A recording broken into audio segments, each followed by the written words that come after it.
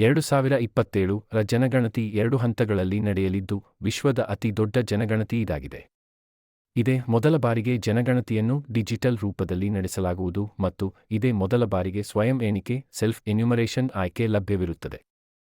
ಸ್ವಯಂ ಎಣಿಕೆ self enumeration web ಆಧಾರಿತ ಸೌಲಭ್ಯವಾಗಿದ್ದು, ಇದರ ಮೂಲಕ ಗಣತಿದಾರರು ಮನೆಮನೆಗೆ ಭೇಟಿ ನೀಡುವ ಮುನ್ನವೇ ಪ್ರತಿಸ್ಪಂದಕರು 16 ಭಾಷೆಗಳಲ್ಲಿ ತಮ್ಮ ಮಾಹಿತಿಯನ್ನು ಆನ್ಲೈನ್ನಲ್ಲಿ ನಮೂದಿಸಬಹುದು.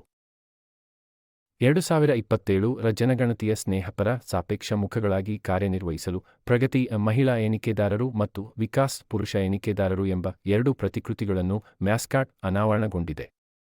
ಈ ಪ್ರತಿಕೃತಿಗಳು 2047ರ ವೇಳೆಗೆ ಭಾರತವನ್ನು ಅಭಿವೃದ್ಧಿ ಹೊಂದಿದ ರಾಷ್ಟ್ರವನ್ನಾಗಿ ಮಾಡುವ ಸಂಕಲ್ಪವನ್ನು ಈಡೇರಿಸುವಲ್ಲಿ ಮಹಿಳೆಯರು ಮತ್ತು ಪುರುಷರ ಸಮಾನ ಭಾಗವಹಿಸುವಿಕೆಯನ್ನು ಸಂಕೇತಿಸುತ್ತವೆ. ಈ ಪ್ರತಿಕೃತಿಗಳ ಮೂಲಕ 2027ರ ಜನಗಣತಿಗೆ ಸಂಬಂಧಿಸಿದ ಮಾಹಿತಿ, ಉದ್ದೇಶಗಳು ಮತ್ತು ಪ್ರಮುಖ ಸಂದೇಶಗಳನ್ನು ಸಮಾಜದ ವಿವಿಧ ವರ್ಗಗಳಲ್ಲಿ ಪರಿಣಾಮಕಾರಿ ಮತ್ತು ನಾಗರಿಕ ಸ್ನೇಹಿ ರೀತಿಯಲ್ಲಿ ಪ್ರಸಾರ ಮಾಡಲಾಗುತ್ತದೆ. 2027ರ ಜನಗಣತಿಯು ಡಿಜಿಟಲ್ ಸಾಧನಗಳನ್ನು ಬಳಸಿಕೊಂಡು ನಡೆಸಲಾದ ಭಾರತದ ಮೊದಲ ಜನಗಣತಿ ಎನಿಸಲಿದೆ. 1. House listing block creator HLBC web ತಂತ್ರಾಂಶ ಉಪಗ್ರಹ ಚಿತ್ರಣವನ್ನು ಬಳಸಿಕೊಂಡು ಡಿಜಿಟಲ್ ಮಾದರಿಯಲ್ಲಿ ಹೌಸ್ ಲಿಸ್ಟಿಂಗ್ ಬ್ಲಾಕ್ಗಳನ್ನು ರಚಿಸಲು ಸಂಬಂಧಪಟ್ಟ ಅಧಿಕಾರಿಗಳಿಗೆ ಇದು ಅನುವು ಮಾಡಿಕೊಡುತ್ತದೆ. ಈ ವೆಬ್ ಮ್ಯಾಪ್ ತಂತ್ರಾಂಶವು ದೇಶಾದ್ಯಂತ ಪ್ರಮಾಣೀಕೃತ ಭೌಗೋಳಿಕ ವ್ಯಾಪ್ತಿಯನ್ನು ಖಚಿತಪಡಿಸುತ್ತದೆ. 2. HLO ಮೊಬೈಲ್ ತಂತ್ರಾಂಶ ಎಣಿಕೆದಾರರಿಗೆ ಹೌಸ್ ಲಿಸ್ಟಿಂಗ್ ದತ್ತಾಂಶವನ್ನು ಸಂಗ್ರಹಿಸಲು ಮತ್ತು ಅಪ್ಲೋಡ್ ಮಾಡಲು ಸುರಕ್ಷಿತ ಆಫ್ಲೈನ್ ಮೊಬೈಲ್ ತಂತ್ರಾಂಶ ಇದಾಗಿದೆ. CNNS ಪೋರ್ಟಲ್ನಲ್ಲಿ ನೋಂದಾಯಿಸಲಾದ ಎಣಿಕೆದಾರರು ಮಾತ್ರ ಅಪ್ಲಿಕೇಶನ್ ಅನ್ನು ಪ್ರವೇಶಿಸಬಹುದು. ಅಪ್ಲಿಕೇಶನ್ ಸಾಂಪ್ರದಾಯಿಕ ಕಾಗದಪತ್ರಗಳ ಅಗತ್ಯವನ್ನು ನಿವಾರಿಸುವ ಮೂಲಕ ನೇರ ಫೀಲ್ಡ್ ಟು ಸರ್ವರ್ ಡೇಟಾ ಪ್ರಸರಣವನ್ನು ಸಕ್ರಿಯಗೊಳಿಸುತ್ತದೆ. ಎಲ್ಲಾ ಹೌಸ್ ಲಿಸ್ಟಿಂಗ್ ದತ್ತಾಂಶವನ್ನು ಈ ತಂತ್ರಾಂಶದ ಮೂಲಕ ಸಂಗ್ರಹಿಸಲಾಗುತ್ತದೆ. ಇದನ್ನು ನೋಂದಾಯಿತ ಮೊಬೈಲ್ ಸಂಖ್ಯೆಗಳನ್ನು ಬಳಸಿಕೊಂಡು ಮಾತ್ರ ನಿರ್ವಹಿಸಬಹುದು. ಈ ತಂತ್ರಾಂಶವು ಆಂಡ್ರಾಯ್ಡ್ ಮತ್ತು iOS ವೇದಿಕೆಗಳಲ್ಲಿ ಕಾರ್ಯನಿರ್ವಹಿಸುತ್ತದೆ ಮತ್ತು ಇದನ್ನು 16 ಪ್ರಾದೇಶಿಕ ಭಾಷೆಗಳಲ್ಲಿ ಬಳಸಬಹುದಾಗಿದೆ. 3. ಸ್ವಯಂ ಎಣಿಕೆ ST ಪೋರ್ಟಲ್ ಮೊದಲ ಬಾರಿಗೆ ಸ್ವಯಂ ಎಣಿಕೆಯ ಆಯ್ಕೆಯನ್ನು ಪರಿಚಯಿಸಲಾಗುತ್ತಿದೆ. ST ಪೋರ್ಟಲ್ ಎಂಬುದು ಸುರಕ್ಷಿತ ವೆಬ್ ಆಧಾರಿತ ಸೌಲಭ್ಯವಾಗಿದ್ದು, ಇದು ಮನೆಯೊಳಗಿನ ಅರ್ಹ ಪ್ರತಿಸ್ಪಂದಕರಿಗೆ ಕ್ಷೇತ್ರ ಕಾರ್ಯಾಚರಣೆಗಳಿಗೆ ಮೊದಲು ತಮ್ಮ ಮನೆಯ ಮಾಹಿತಿಯನ್ನು ಆನ್ಲೈನ್ ಮೂಲಕ ನಮೂದಿಸಲು ಅನುವು ಮಾಡಿಕೊಡುತ್ತದೆ. ಮಾಹಿತಿಯ ಯಶಸ್ವಿ ಸಲ್ಲಿಕೆಯ ನಂತರ ಒಂದು ಅನನ್ಯ ಸ್ವಯಂ ಎಣಿಕೆ ID SEID ಸೃಷ್ಟಿಯಾಗುತ್ತಿದೆ. ಈ ಸ್ವಯಂ ಎಣಿಕೆ SEID ಐಡಿಯನ್ನು ಎಣಿಕೆದಾರರೊಂದಿಗೆ ಹಂಚಿಕೊಳ್ಳಲಾಗುತ್ತದೆ.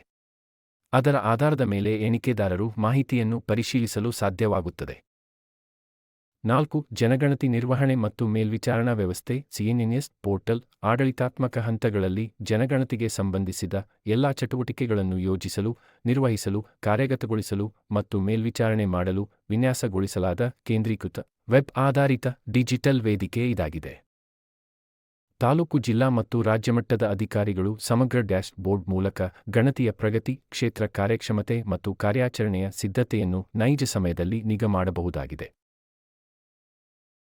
ಜನಗಣತಿ 2027ರ ಅಡಿಯಲ್ಲಿ ಮನೆ ಮನೆಗೆ ಭೇಟಿ ನೀಡಿ ಸುರಕ್ಷಿತ ಮೊಬೈಲ್ ತಂತ್ರಾಂಶಗಳನ್ನು ಬಳಸಿಕೊಂಡು ದತ್ತಾಂಶವನ್ನು ಸಂಗ್ರಹಿಸಲಾಗುತ್ತದೆ. ಆ ಮೂಲಕ ಜನಗಣತಿಯ ಸಂಪೂರ್ಣ ವ್ಯಾಪ್ತಿಯನ್ನು ಖಚಿತಪಡಿಸಿಕೊಳ್ಳಲಾಗುತ್ತದೆ. ಇದಕ್ಕಾಗಿ 2027ರ ಜನಗಣತಿ ದೇಶಾದ್ಯಂತ 30 ಲಕ್ಷಕ್ಕೂ ಹೆಚ್ಚು ಗಣತಿದಾರರು, ಮೇಲ್ವಿಚಾರಕರು ಮತ್ತು ಇತರ ಜನಗಣತಿ ಅಧಿಕಾರಿಗಳನ್ನು ನಿಯೋಜಿಸಲಾಗುವುದು. ಚಾಣಾಕ್ಷ ರೀತಿಯಲ್ಲಿ ತಂತ್ರಜ್ಞಾನದ ನಿರ್ಣಯದ ಅಳವಡಿಕೆಯು ನಾವೀನ್ಯತೆ ಜೊತೆಗೆ ಎಲ್ಲರ ಒಳಗೊಳ್ಳುವಿಕೆಯನ್ನು ಸಂಯೋಜಿಸುತ್ತದೆ. ಆ ಮೂಲಕ 2027ರ ಜನಗಣತಿಯು ನಿಖರ, ಸುರಕ್ಷಿತ ಮತ್ತು ಸಮಗ್ರವಾಗಿರುವುದನ್ನು ಖಚಿತಪಡಿಸುತ್ತದೆ. 2027ರ ಜನಗಣತಿಯನ್ನು 2 ಹಂತಗಳಲ್ಲಿ ನಡೆಸಲಾಗುವುದು. ಹಂತ 1 ಮನೆಗಳ ಪಟ್ಟಿ ಮಾಡುವಿಕೆ ಮತ್ತು ಮನೆ ಗಣತಿ HLO. ಹಂತ 1ರಲ್ಲಿ ಮನೆ ಪರಿಸ್ಥಿತಿಗಳು ಮತ್ತು ಮನೆಯ ಸೌಲಭ್ಯಗಳ ದತ್ತಾಂಶಗಳನ್ನು ಸಂಗ್ರಹಿಸಲಾಗುವುದು ಮತ್ತು ಹಂತ 2 ದೇಶದ ಪ್ರತಿಯೊಬ್ಬ ವ್ಯಕ್ತಿಯ ಜನಸಂಖ್ಯಾ, ಸಾಮಾಜಿಕ ಮತ್ತು ಆರ್ಥಿಕ ವಿವರಗಳನ್ನು ದಾಖಲಿಸುತ್ತದೆ. ಮೊದಲ ಹಂತಕ್ಕೆ ಅಧಿಸೂಚನೆಯನ್ನು 2026ರ ಜನವರಿ 7ರಂದು ಹೊರಡಿಸಲಾಗಿದೆ. ಮನೆಗಳ ಪಟ್ಟಿ ಮಾಡುವಿಕೆ ಮತ್ತು ಮನೆ ಗಣತಿಯನ್ನು 2026 ಏಪ್ರಿಲ್ 1ರಿಂದ 2026ರ ಸೆಪ್ಟೆಂಬರ್ 30ರ ನಡುವೆ 30 ದಿನಗಳ ನಿರಂತರ ಅವಧಿಯಲ್ಲಿ ನಡೆಸಲಾಗುತ್ತದೆ. ಈ ಸಂಬಂಧ ಪ್ರತಿ ರಾಜ್ಯ ಕೇಂದ್ರಾಡಳಿತ ಪ್ರದೇಶವು ಅಧಿಸೂಚನೆ ಹೊರಡಿಸಲಿದೆ. ಮನೆ ಸಮೀಕ್ಷೆಗೆ ಮುಂಚಿತವಾಗಿ 15 ದಿನಗಳ ಸ್ವಯಂ ಎಣಿಕೆ ಅವಧಿಯು ಐಚ್ಛಿಕ ಇರುತ್ತದೆ. ಹಂತ 2 ಜನಸಂಖ್ಯೆ ಎಣಿಕೆ ಫೆಬ್ರವರಿ 2027ರಲ್ಲಿ ಭಾರತದಾದ್ಯಂತ ಜನಸಂಖ್ಯಾ ಎಣಿಕೆಯನ್ನು ನಡೆಸಲಾಗುವುದು. ಕೇಂದ್ರಾಡಳಿತ ಪ್ರದೇಶವಾದ ಲಡಾಖ್ ಮತ್ತು ಹಿಮದಿಂದ ಆವೃತವಾದ ಜಮ್ಮು ಮತ್ತು ಕಾಶ್ಮೀರ, ಹಿಮಾಚಲ ಪ್ರದೇಶ ಮತ್ತು ಉತ್ತರಾಖಂಡದ ಪ್ರದೇಶಗಳಿಗೆ ಸೆಪ್ಟೆಂಬರ್ 2026ರಲ್ಲಿ ಗಣತಿ ನಡೆಯಲಿದೆ. ಎರಡನೇ ಹಂತದ ಜನಗಣತಿಯಲ್ಲಿ ಜಾತಿ ಸಂಬಂಧಿತ ಪ್ರಶ್ನೆಯನ್ನು ಸೇರಿಸಲಾಗುತ್ತದೆ.